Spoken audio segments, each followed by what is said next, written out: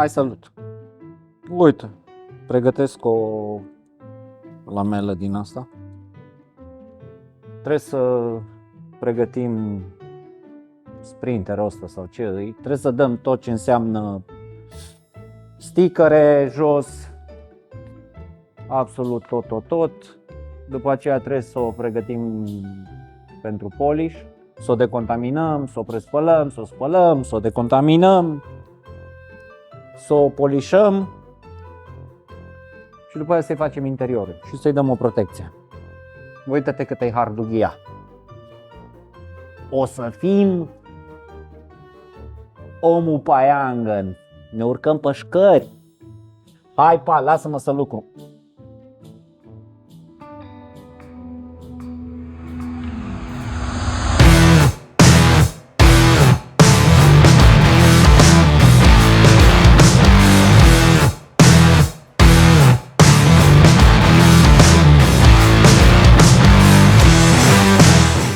Mă distrez, dau adezivul jos, uite.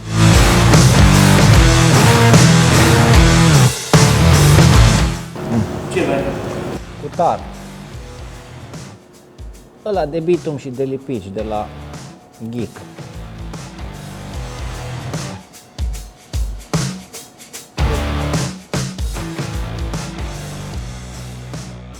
Acum să o scoatem afară, să o prespălăm, să o spălăm, să o decontaminăm. Să-i facem băiță. Să facem fluffy. Pufoasă. O facem pufoasă.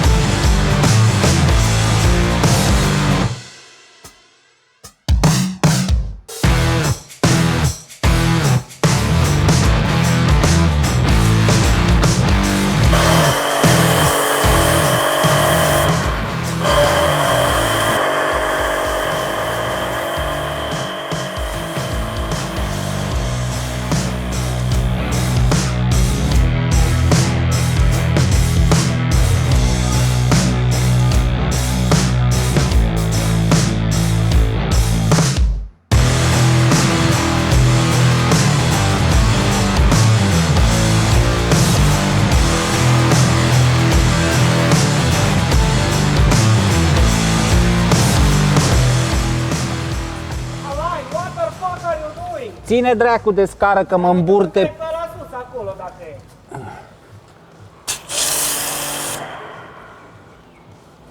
Auzi, tu urcă la sus acolo.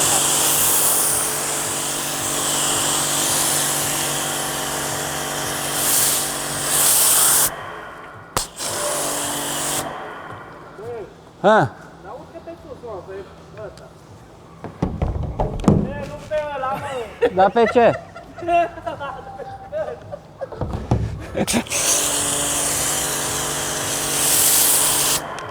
Să drăgine dacă te urcau pe ăsta, îl faci numai onduleuri. Ține, bă! Hai! Emigranții! Ar fi fost ceva să găsesc unul aici.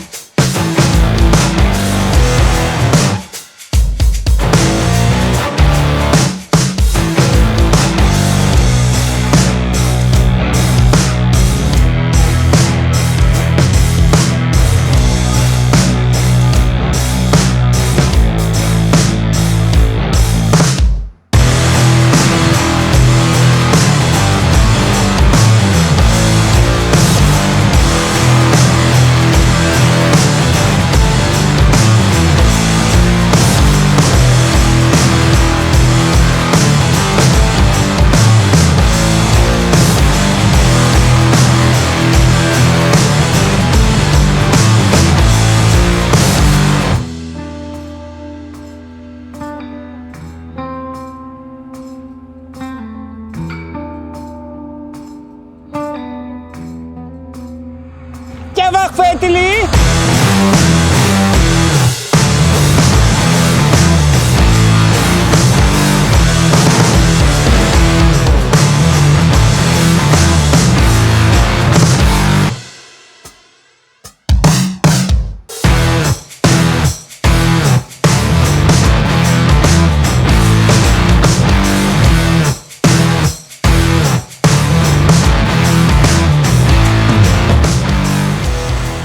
ne pregătim să polișăm mașinuța, că ieri am prespălat-o, am spălat-o, am decontaminat-o, am dat toate colantele și alea, scrisurile jos, adezivul și acum let's rock!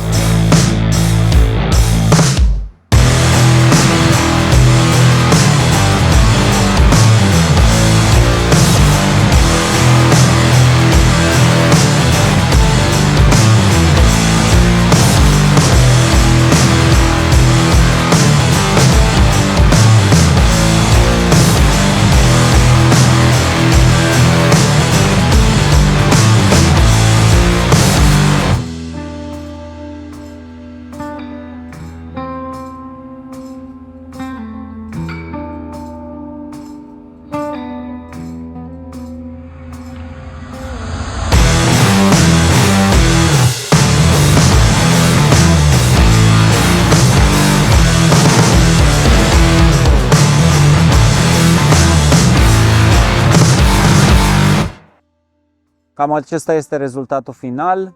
Noi suntem foarte mulțumiți de cum arată mașina după 3 zile de lucru. Vă mulțumim că ne urmăriți și nu uitați să vă abonați pe canalele noastre de Instagram, Facebook, TikTok și YouTube.